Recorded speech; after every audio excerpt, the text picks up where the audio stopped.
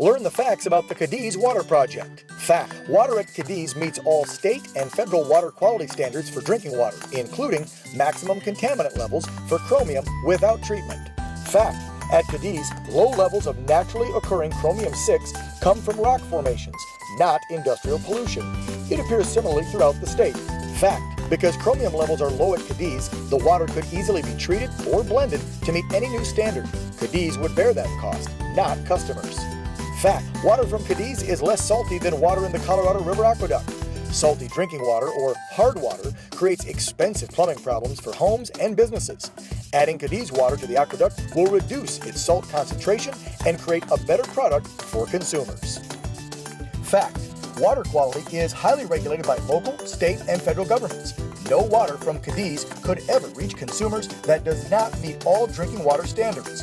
For more facts, visit CadizWaterProject.com.